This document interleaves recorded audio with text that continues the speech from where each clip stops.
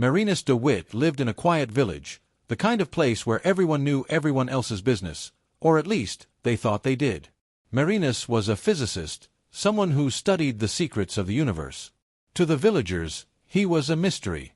They saw the strange glow from his study windows at night, heard the faint hum of machines, and whispered about the peculiar man who seemed more interested in stars and numbers than people. One chilly morning, a package arrived at his doorstep. It was unmarked, with no sender's name, and inside was an ancient manuscript. The pages were old and fragile, filled with symbols and strange writings. The title read, "The Hidden Pulse of Existence." Something about it gripped Marinus immediately. He could feel it in his bones. This was no ordinary book. It promised answers to questions no one dared to ask. Evelyn, his wife, was the only person who truly understood him, or tried to. She watched him pore over the manuscript for hours, his eyes burning with a mix of curiosity and obsession. "Marinus," she said gently, "not everything needs to be understood. Some things are meant to stay hidden."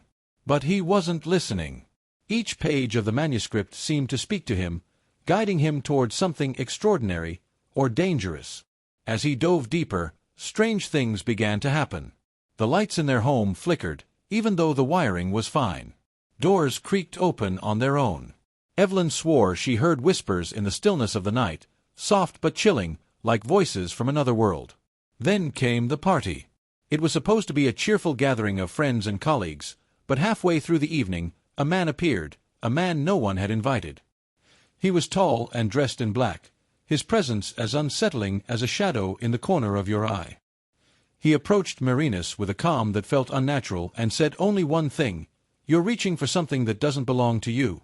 Before Marinus could respond, the man was gone. No one saw him leave, and no one else remembered his face. Evelyn begged Marinus to stop, but he was too far gone. "Don't you see?" he said, his voice trembling with excitement. "This is the answer to everything. I can feel it." He built a machine based on the manuscript's instructions, a device he believed would connect him to the hidden force. The night he turned it on, everything changed. The machine hummed to life, and suddenly the world around him seemed to shift. Time felt strange, as if it were folding in on itself. He saw flashes of the universe, stars being born, galaxies colliding, endless darkness stretching beyond comprehension. It was beautiful and terrifying.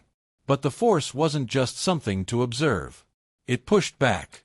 The house shook, trees outside bent as if bowing to an unseen power, and Evelyn screamed as a wave of cold air swept through the room.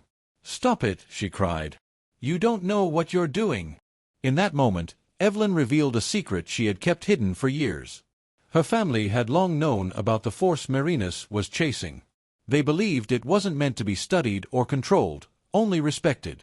"You've gone too far," she said, tears streaming down her face.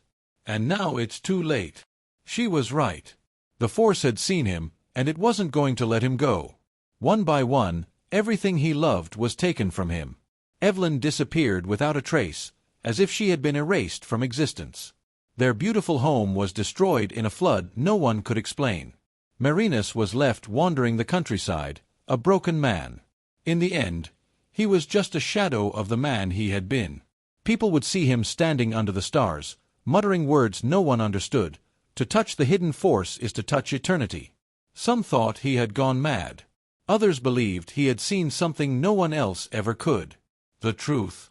That was the greatest mystery of all.